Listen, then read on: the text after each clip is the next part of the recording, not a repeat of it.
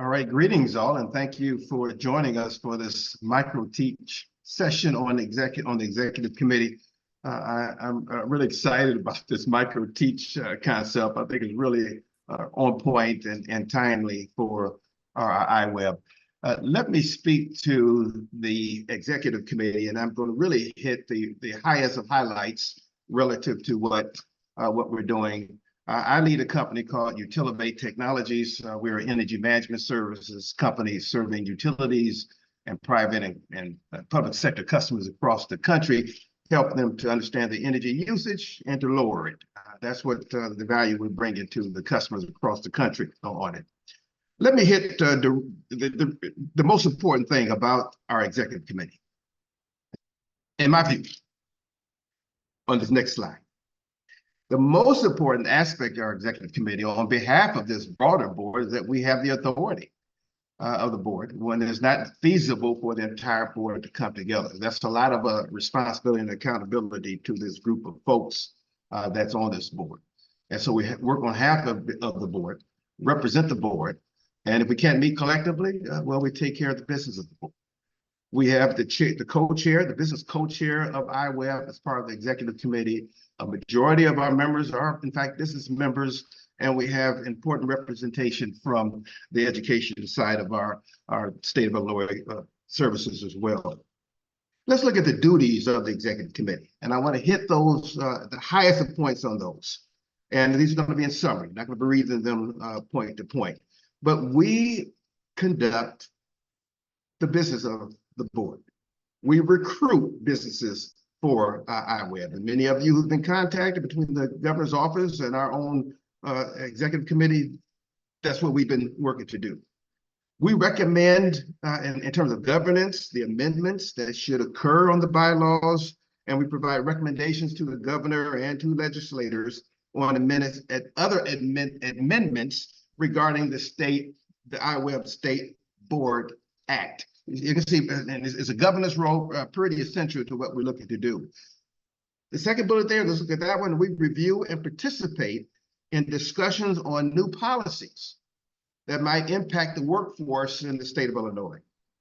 And the next slide shows that we interface very, very closely with the various committee chairs.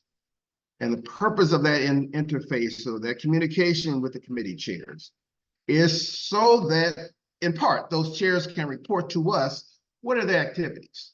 What key decisions are they making? What are the key outcomes?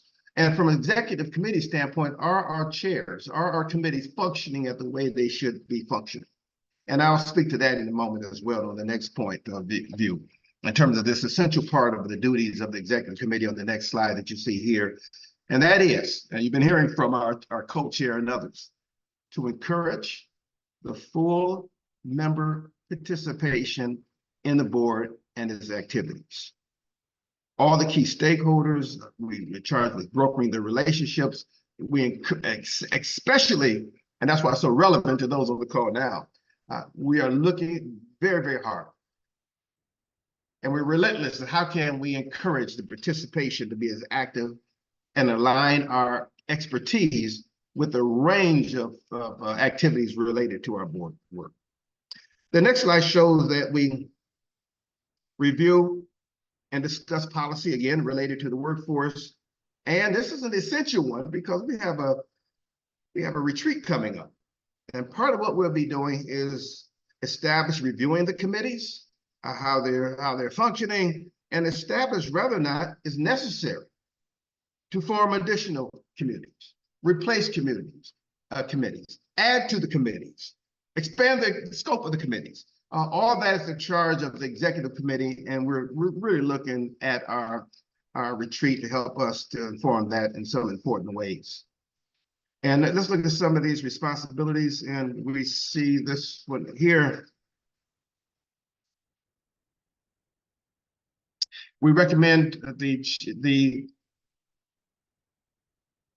we recommend the chairs for each committee and any standing committee and any task force that's established as well. And finally, our core responsibility to recommend amendments to the bylaws as well.